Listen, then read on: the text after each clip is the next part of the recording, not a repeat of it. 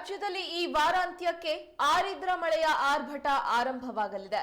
June 22ರಿಂದ ರಾಜ್ಯದ ಹಲವು ಜಿಲ್ಲೆಗಳಲ್ಲಿ ಭಾರಿ ಮಳೆ ಸುರಿಯಲಿದೆ ಎಂದು ಐಎಂಡಿ ಮುನ್ಸೂಚನೆ ನೀಡಿದೆ.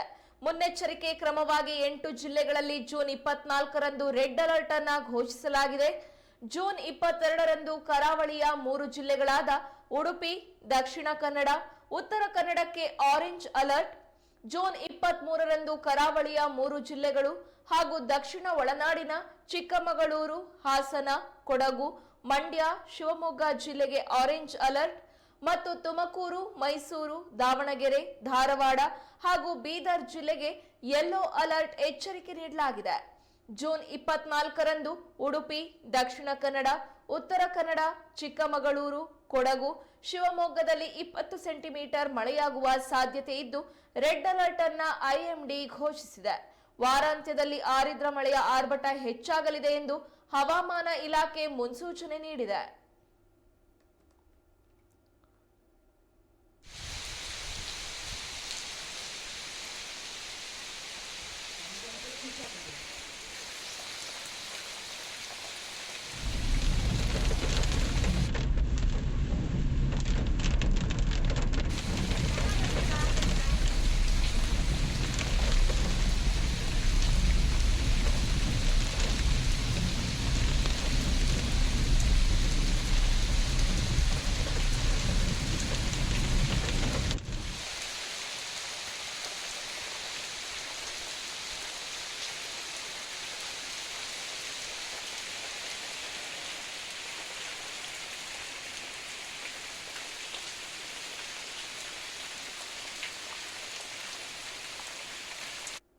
ರಾಜ್ಯದಲ್ಲಿ ಈ ವಾರಾಂತ್ಯಕ್ಕೆ ಆರಿದ್ರ ಮಳೆಯ ಆರ್ಭಟ ಆರಂಭವಾಗಲಿದೆ.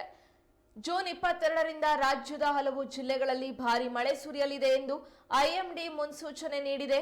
ಮುನ್ನೆಚ್ಚರಿಕಾ ಕ್ರಮವಾಗಿ 8 ಜಿಲ್ಲೆಗಳಲ್ಲಿ ಜೂನ್ 24ರಂದು ರೆಡ್ ಅಲರ್ಟ್ ಅನ್ನು ಘೋಷಿಸಲಾಗಿದೆ.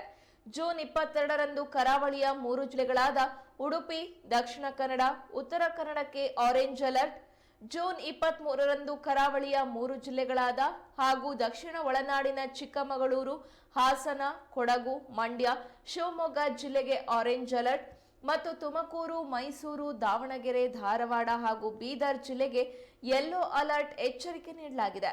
ಜೂನ್ 24ರಂದು ಉಡುಪಿ, ದಕ್ಷಿಣ ಕನ್ನಡ, ಉತ್ತರ ಕನ್ನಡ, ಚಿಕ್ಕಮಗಳೂರು, ಕೊಡಗು, ಶಿವಮೊಗ್ಗದಲ್ಲಿ 20 ಸೆಂಟಿಮೀಟರ್ ಮಳೆಯಾಗುವ ಸಾಧ್ಯತೆ ಇದ್ದು ರೆಡ್ ಅಲರ್ಟ್ ಅನ್ನ ಐಎಂಡಿ ಘೋಷಿಸಿದೆ.